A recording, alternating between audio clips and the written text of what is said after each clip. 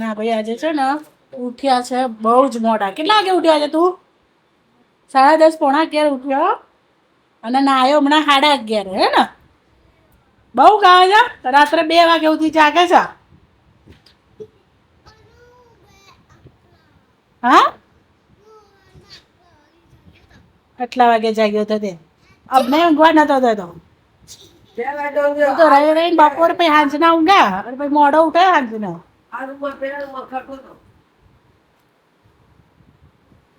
તો હલો દોસ્તો, બધાને સવારના ગુડ મોર્નિંગ, જય શ્રી કૃષ્ણ, જય શ્રી રામ ને હર હર મહાદેવ ને જય દ્વારકાધીશ. સ્વાગત છે તમારા બધાનો અમારા ચિડિયાઘરમાં અને ગોસ્વામી વ્લોગમાં. તો સવારમાં અમને ચાલી રહી છે કસરત, ફિઝિયોથેરાપી ચાલી રહી છે, એક્સરસાઇઝ કરાવવામાં આવી રહી છે. તો જલ્દી દોડતા થયા ને દ્રષ્ટિ. આજે અમારી દ્રષ્ટિ આવી છે એક્સરસાઇઝ કરવા કે જલ્દી કે બહેનો દોડતા કરી દે.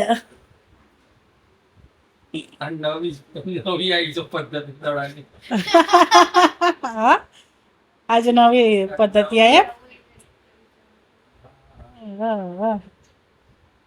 અમારા બેન છે ને બહુ સરસ કસરત કરાવશે.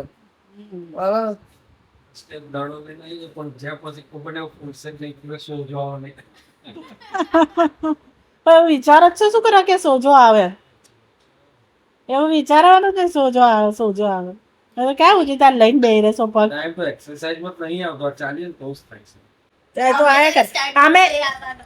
આમે પણ કેટલા 1.5 મહિનો ચાલે નહીં અને હવે ચાલે તો આવવાનો તો કરો જ ને. હા અઠવાડિયું રહેશે પછી નહીં આવે એટલે થોડી કસરત ને બધું તો કરવું પડે. દ્રષ્ટિ જાય તો ચાલુ રાખવાનું.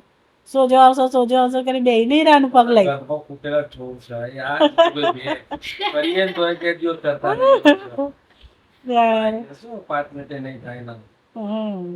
દનું એમ કરીને આવશે ને થરવા તે જાના પણ જીતુ કાકા જોડે હિંચકો ખાવા ઘરે એકલા છે. હવે 2-4 દાડા પછી એમને સ્કૂલ ચાલુ થઈ જશે પછી તાર જોડે નહીં આવે રમવા. જા ટીવી તો પછી તાર જોવાની જ છે અને સ્કૂલે જવાનું છે બધાને. તારે રુદ્રાક્ષ ને મારીને જોર આવે છે બોલ. રમવાની ટેવ પડી ગઈ એટલે સ્કૂલે નહીં જવું. હવે પહેલા જવું કરતો તો જયારે જવાનું નતું ત્યારે સ્કૂલે જવું કરતો હતો. હવે જવાની ઉંમર આવી એટલે હવે સ્કૂલ ભાઈને નથી જવું. હા હવે રમવામાં હજી ઓલો આશિક બધા રમવા વાળા હોય ને એટલે રમવામાં જી કરો છે.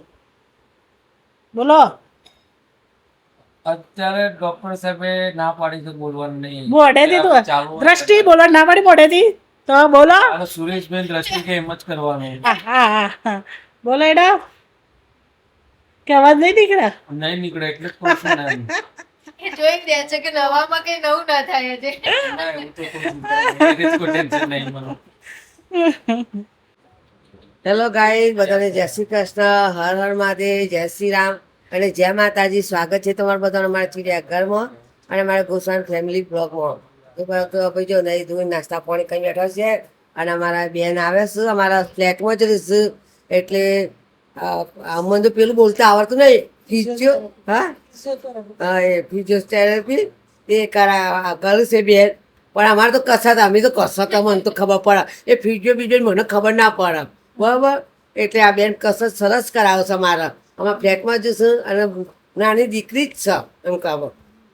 એટલે જેને કરાવવું હોય અમને કોન્ટેક્ટ કરજો. હવે બેન તમારા ઘરે આવશે બરાબર. એટલે સારું કામ છે. સારું કામ છે બેનનું. અમારા ફ્લેટમાં બધો ખાસો જણ કરે છે બેનને.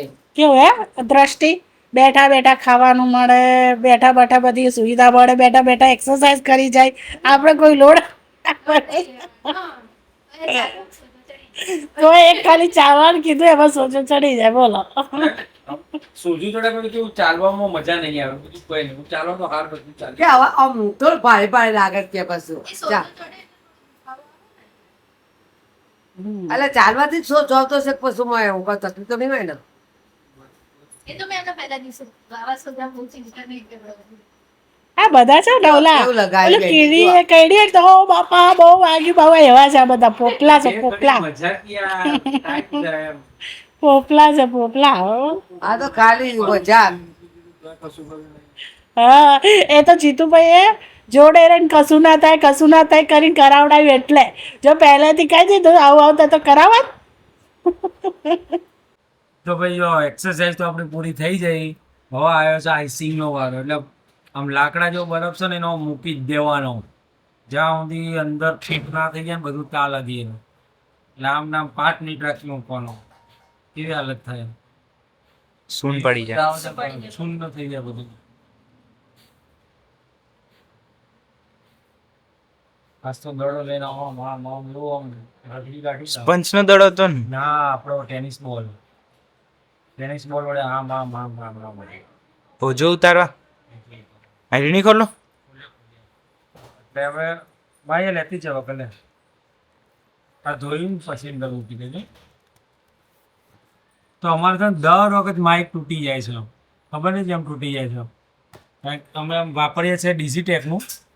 એટલે ડિઝીટેકનું છે સારું, પણ એવું લાગે છે કે બિલ્ડ ક્વોલિટી બરાબર નહીં હોય. એટલે એવું આજે તમે બિલ્ડ ક્વોલિટી ચકાચક વાળું લાવ્યા છે. અને જો આ આમાં તકલીફ થાય, આમાં મેગ્નેટ બહુ સારું છે ચીપકી રહેવા માટે. એમ ચીપકી રહે તો સારું. એટલે પેલામાં મેગ્નેટ છે ને ફટ દઈને ખોલવા એટલે પડી જાય. એટલે પેલું નીચે પડે એટલે વાત પતી ગઈ. એમ લાગે કે બિલ્ડ ક્વોલિટી વાળું અમે લાવ્યા છે. જોઈએ હવે કેવું છે. ફિટ પેકિંગમાં છે. और अभी हम खोलेंगे.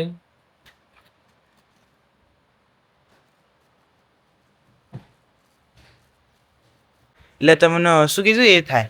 આ બહારની લોકો હોય ને એ ના પકડાય કદી. અંદરથી માઇક જ નીકળ્યું છે, બીજું કઈ નીકળ્યું નથી. જો હજુ પથ્થર ના હોય પેલા. ના પણ હવે તો okay જ છે. આ આવી ગયો ને વાત પતી ગઈ. માઇક જ છે, બીજું કશું જ છે નહીં.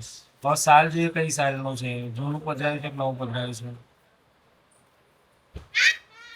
સાલ તો લખીને નહીં બતાવતા, અમર ધારી શાંતિથી વાંચી છે જે ખબર. શાંતિ રાખ, પેલો હમણાં આવશે નહીં. નાના છોકરાઓને ચોકલેટ હાથમાં આવી જાય એટલે આવું કરે છે. ખોલ દો कैसे खुलता है देखते हैं अभी. ઉપરથી જ. પેલા જૂના M2 હતું ને હા બરાબર. ડેન્ટેડ તો સૌથી પહેલા આપણે છે ને પેપર કાગજાત આ ચોપડીઓ આવી છે, એટીએમ કાર્ડ આવ્યું છે. ડેન્ટેડ બધા નવરા ધૂપ થઈને બેસી ગયા છે. એનું કારણ ખબર છે? હમ આ લોકો આજે બપોરે ઊંઘ્યા નથી. એટલે બધું કોમ પૂરું થઈ ગયું છે. ઊંઘ્યા નહીં ના, એટલે ઊંઘો એટલે મિનિમમ કલાક તો તમારો ઊંઘવામાં ઓછામાં ઓછો કલાક તો જતો જ રહે. એટલે ઊંઘ્યા નહીં એટલે આ ના પડે અડધો કલાક પછી ચા પીધો, ચા પી બેસી ગયા એટલે બધા નવરા દુઃખ જ્યાં રહી ગયા ને. સૌથી મોટી વાત એ કે આજ એસી ની જરૂર પડી ને એટલે એસી ચાલુ કરી નહીં. એટલે એસી ચાલુ કરીને એટલે બધા બહાર છે એટલે હવના કામ ધંધે લાગ્યા. નકર કોઈ એસી ના રૂમમાં બહાર આવ્યો જ નથી. તો હું મારા કામ ધંધે લાગ્યું. એ કામ ધંધે લાગ્યું. ઉપર એસી પહેરી રાત પણ કોઈ બહાર ના નીકળત. આ એના કામ ધંધે લાગી જાય છે. એટલે હું કહું છું જો ગરમી ઓછી થશે ને તો બધા કામ કરવામાં મજા આવશે. આ જ નહીં લાગતું. બાકી આ કાલે મસ્ત આમ વરસાદ પડી ગયો. જો કે બિનમોસમ બારિશ કહેવાય આનો બી. કારણ કે જૂન મહિનાના 15 તારીખ પછી વરસી ગઈ. વચ્ચે બે ત્રણ દાળ ની પડે પછી એવી તારીખ પડશે. પછી તમારે 15 તારીખ જે કીધું. ધમાકેદાર આગમન. અમારો એનું કોમ પતાઈને આવ્યો. બપોરનો લગભગ 1-1.5 વાગ્યાનો ખાઈને ઘરની બહાર નીકળ્યો તો કેટલા વાગે પહોંચે ઘરમાં આવ્યો છે. બે તને કઈ શરમ આવે છે કે પછી નહીં? સ્કૂલમાં જવા જોડે જ આવે ને. બગડી ગયો. જોઈ લેજો ગરમીનો પાઇપ છે બહાર છે એટલે. અને કાલ બુધવારે આપણું કામ છે, ગુરુવારે વિદ્યાર્થીને કહી દેજે. એના બાદ સવારે આપણે તમારે એમ ના કે તમારે જીમનો ટાઈમ શું છે, તો પછી અહીંયા મળી પછી અમે મળી લેવાનું. હે હે લેતા જ જજો જોડે. અમે રમવાના ટાઈમે તો ઘેર આવી જાવ. કારણ કે સ્કૂલ તો આવવાની જ હોય. યાસી ત્યાં સુધી તો ઊંઘી હોય અને એ સ્કૂલ થી આવે ત્યારે યાસી ઉઠશે. હા તાર મમ્મી આવશે તાર જોડે, ચિંતા ના કરે તું.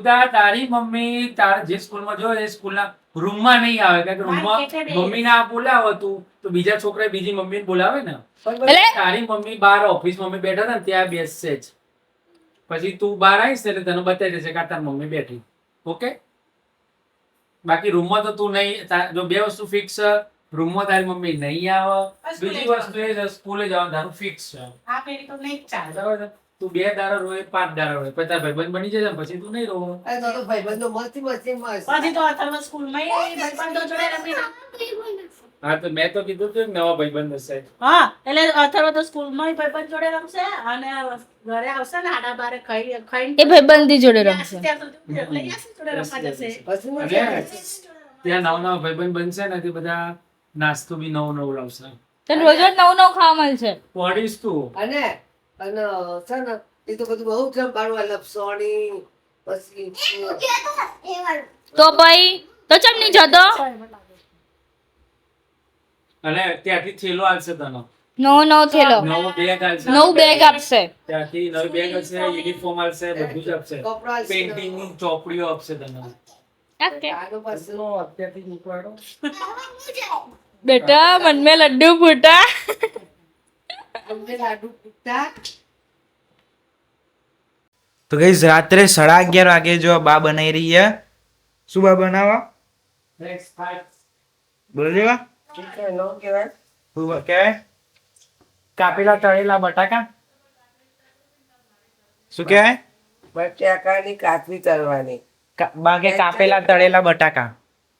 કાચા બટાકાનો તળવાના હમ એને ચિપ્સ ચિપ્સ ચિપ્સ કહેવાય ફ્રેન્ચ ફ્રાઈઝ. એ ફ્રેન્ચ ફ્રાઈ અમને તો ના આવડે બોલતા આવું ફ્રેન્ચ ફ્રાઈ અમે તો કહીએ કાચા બટાકાનો તળી બળી ના જાય. કેમ તો ભાઈ આ છોકરા બોલો તારે 11:30 વાગે મને કે બા બટાકાનું પેલી બંજાર મને બોલો કાતરી ગયા તો જો આ એમ. છોકરો જે કીએ કરિયાલું પર કેમ નકર આપણા ઘર પર બસ સેવા ના કર કેમ એટલે પછી આપણો છોકરો પર કરિયાલું છોકરો આપણો પર સેવા કરે ને કેમ અને ત્યાં પપ્પા અહીંયા કેમેરા સેટ કરી રહ્યા. વાઈફાઈ બધું એટલે કેમેરામાં સેટિંગ ચાલી ગયું છે અત્યારે. થયું કે નહીં? થઈ ગયું ડન. રાત કે 11:30 બજે. રાતે 11:30 બજે ફ્રેન્ચ ફ્રાઈઝ આઈ જાઓ ખાવા. ખાવા બેઠા છે જોવાના ટાઈમે બેસી ગયા છે બધું ખાવાનું લઈ ઉડા બારે જો આ છોકરામાં તો હું કહે છે મારો જો આન તો જિંદગી કહેવાય બા.